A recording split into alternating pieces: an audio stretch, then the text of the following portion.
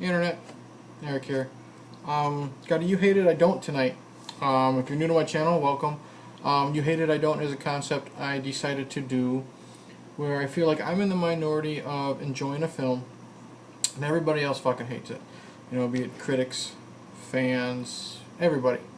And if you are returning to my channel and you've seen my past videos, you have seen that one of my earliest movie reviews was of Pet Sematary, the Stephen King film, or the film based on Stephen King's novel. And I mentioned how much I love that film. I absolutely love it. It's it probably is my favorite horror film of all time. And, you know, if you want to know what exactly I said, go check it out in the My Movie Thoughts folder or playlist. Just be prepared that, you know, this was when I was first starting out, and if for some reason you haven't seen the film, there's quite a bit of spoilers.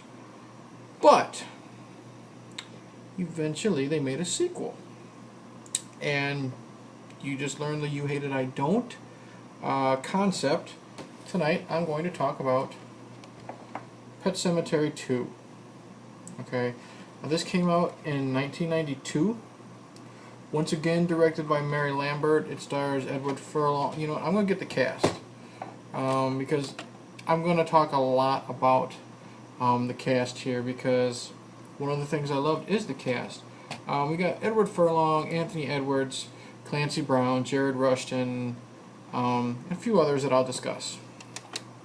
Now, if you're new to my channel, there will be potential spoilers, and if you're going to have to realize that, you know, if the movie here is about people dying and coming back to life, there will be spoilers, obviously here, minor, of who does die. So, Pet Sematary 2. We follow Edward Furlong and his father, played by Anthony Edwards. And Anthony Edwards' ex-wife, Furlong's mom, her name is Renee. Yes, her name is Renee. And she's played by Darlene Flagle. Let's see if I can turn this away so you don't go there, because I don't want to keep fucking turning this off, but I will. Okay. And she's like this B horror movie actress. And there is a mishap on set, and she is killed. She's electrocuted. Eventually they take her home to her hometown of Ludlow, Maine, the setting of Pet Sematary 1. Funeral. That's where, you know, Anthony Edwards and Edward Furlong end up living. Edward goes to school, and he meets, you know, the group of bullies led by Jared Rushton. Jared Rushton, you know, I know him from like Honey, I Shrunk the Kids, and Big. Really good actor. Loved him in both of those. And you could of course fucking tell, and this was 1992. Of course, he's the leader of the bad guys because he's got a fucking earring. You know, earrings mean bad in 1992 when boys have them. And Edward is picked on, of course, by them, and he ends up meeting and befriending Drew. You know, and he's, you know, the fat kid, you know, that's always picked on. He's wonderfully played by Jason McGuire. Okay, and we learn that Drew's stepdad is Gus, the town sheriff, or just a police officer, wonderfully played by Clancy Brown, and his mom Amanda is played by Lisa Waltz. Okay. Now, what happens is you find out that as they become friends, Edward Furlong and Drew, you find out that Clancy Brown, Gus, he's just this big asshole, you know. He hates Drew, he picks on Drew, and, you know, because Drew's the quiet fat kid. Now, Drew has a dog named Zowie, and Gus fucking hates Zowie. Eventually, because what did I say, Judd? It's from the fucking first movie. Gus is also raising rabbits, you know, for food. And one day, Zowie, the dog, gets into the kennel, you know, the rabbit kennel. Gus shoots and kills Zowie. Now, of course, you know the plot. They bury Zowie. Zowie comes back, blah, blah, blah. Now, it's Halloween. During a get-together, kids are out past curfew, whatever. Gus shows up. Zowie attacks him, kills him. Edward Furlong and Drew, they don't want to get in trouble, blah, blah, blah. Bury Gus. More things happen. The end. All right. Now, like I said, I will be talking about spoilers later because of who dies and who comes back, other than Gus and Zowie. But that's the basic plot. What I love about this film, or not just not maybe not love, but really enjoy, is the performances, for the most part. Edward Furlong still sucks. Okay, I'm sorry. This was his second film, maybe, after Terminator 2, and I couldn't stand him in Terminator 2. I didn't really like him at all. And here he's still trying to get his acting chops down. However, Anthony Edwards as his father is great. I love he's the new town veterinarian. And I love how he's trying to help fix his relationship with his son, Edward Furlong, because there's that distance, because Edward was more close to his mother, and then she died, so there's like that distance. And I love that. I love how Anthony, he's trying to do an investigation, after Zowie is shot and killed, and they bring him back. Though he's taken to the vet, and he finds out that, he sees that Zowie's not healing, so he sends his blood away, and he finds the blood. He's told that the blood is from a dead animal, so he does his little investigation. I just love Anthony Edwards' performance here. Now, the star of this film is Clancy Brown as Gus. He is really great as the asshole stepfather here. Someone abusing his power as a police officer, just being a real dick towards the kids in town. What was it, when he first meets Edward Furlong? I think it's at the mom's funeral. He says, how they used to date.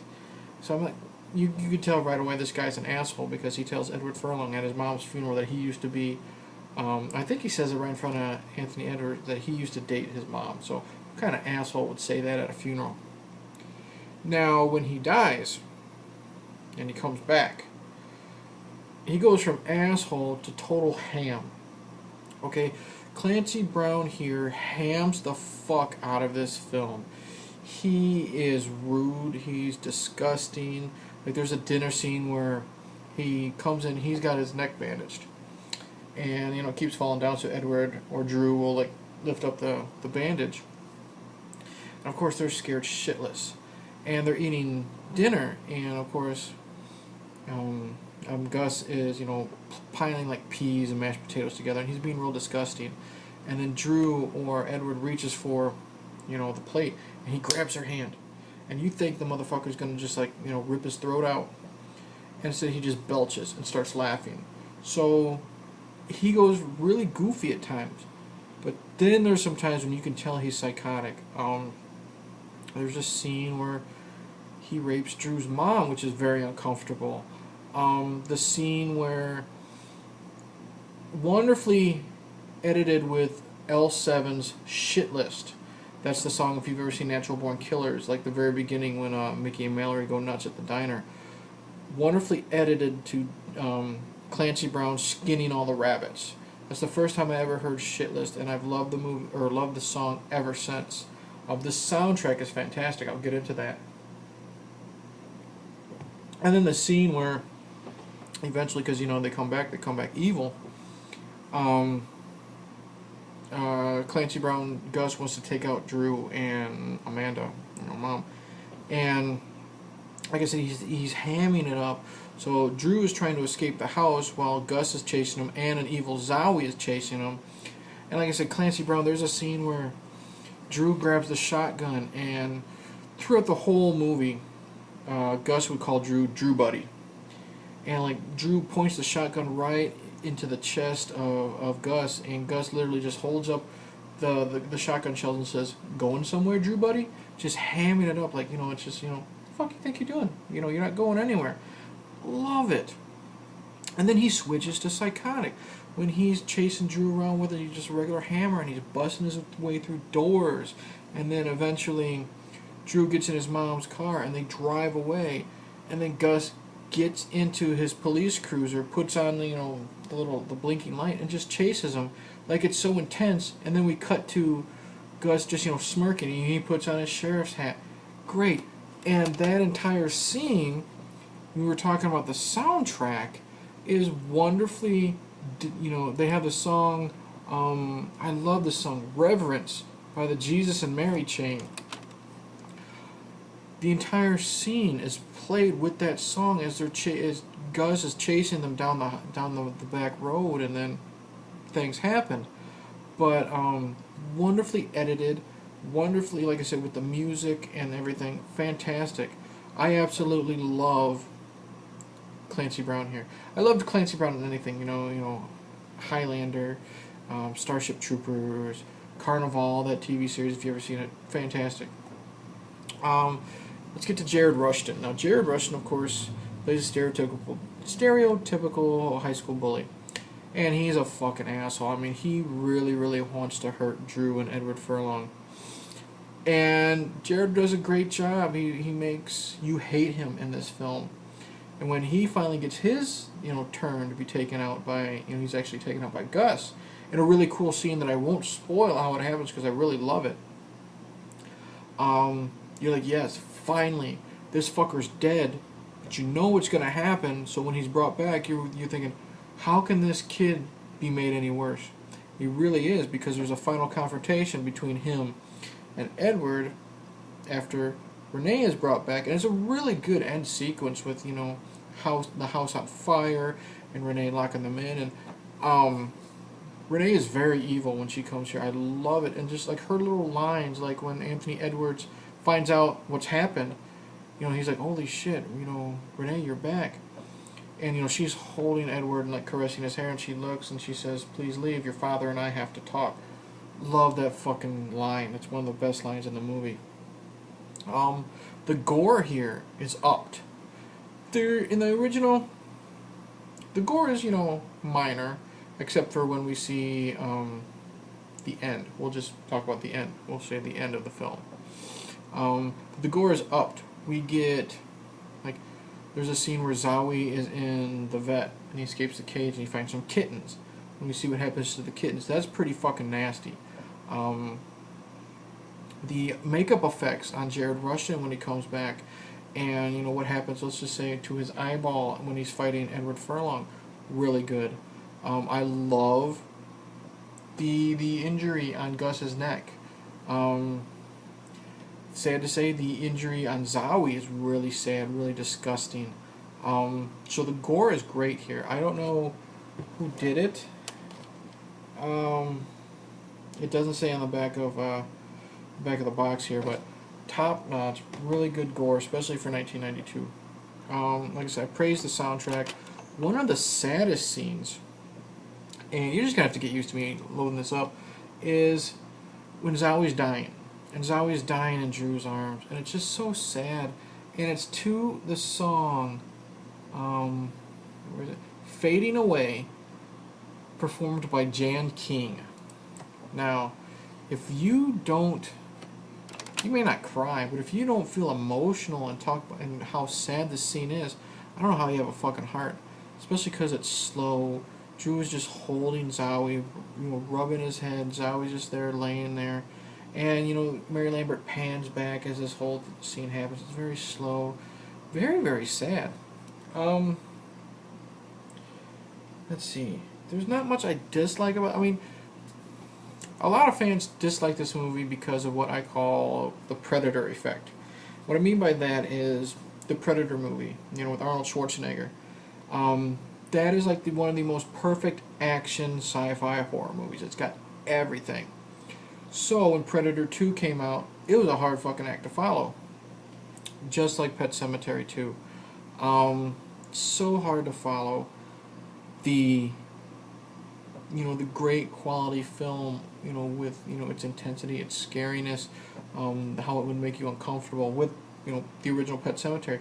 So how do you follow a perfect film? You can't equal it. I mean, how often do you have a sequel that surpasses the original or is at least equal to it? You can maybe count less than 10, in my opinion. But it suffers from that because Pet Sematary was so perfect. There's some shitty editing here. There's so I don't know. I know that takes me out a little bit. Jared Rushton's initial death. You can see some bad editing there. when he's chasing Edward Furlong down the road, and he grabs like Edward Furlong's bike, and then you suddenly see his hand is gone and his hand is back. So there's some shitty editing. So I don't know what the deal is with Mary Lambert here with that. I think you'd think she'd pay a little bit more attention. The score, in my opinion, is kind of generic, especially compared to the first one. Because the first one, again, was so perfect with the children's choir and just how creepy it was and the sound effects. But you have everything else making it better. You know, making you overlook the subpar soundtrack, the shitty editing.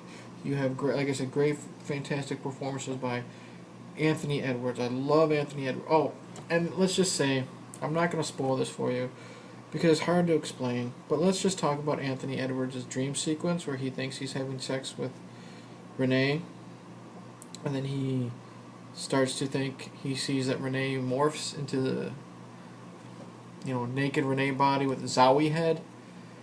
That, I'm not gonna lie, that's a shitty scene, and I whenever I tell people to watch this film, I always warn them about that scene. I said, it's really stupid, don't let it ruin the film. But I have to warn you, yeah, that scene is in there. However, wonderful performances by Anthony Edwards, great hamming up, eating the scenery, fun, goofy performance of Clancy Brown after you see him initially as the asshole. Like I said, Edward Furlong kind of sucks, but whatever. Jared Rushton is great as this psychotic bully, especially when he comes back. Great gore, overall great soundtrack, some decent action sequences, tension is good. There still is a creepy vibe when they are in the Pet Sematary. Like, you know, the Halloween party I told you about, they're all in the Pet Sematary telling stories. Jared Rushton tells a story of what supposedly happened to Ellie Creed after what happened. They do have some, you know, happened in the first movie. They do have some mentions about Louis Creed and his wife, so there is that great continuity with the previous film. Yeah, overall, Pet Sematary 2, you know what? Give it a shot again if you watched it and disliked it because, like I said, what I call the Predator Syndrome. Give it another shot. I guarantee you it's not as bad as you think. Just think of it as schlock, you know. It's a good, you know, Sunday afternoon, you're bored as hell, and it's on TV. Give it a shot. Really, really recommend it for everything I just said, and I'm going to keep babbling. So, in the end, Pet Sematary 2, give it another shot, or give it an initial shot. Like if you love Pet Sematary, but you heard the sequel reviews suck, don't listen to critics. And, you know, sometimes don't listen to fans, but listen to me and give it a shot. Pet Sematary 2, 1992, once again directed by Mary Lambert. So there you go. Thank you for watching. Hopefully you liked this video. If you do, please subscribe. Please watch my other videos. And tell your friends, tell grandma. I say this spiel in every single fucking video. So I'm done. I'm going to say cheers. And you know what, like Gus says, no brain, no pain. Think about it.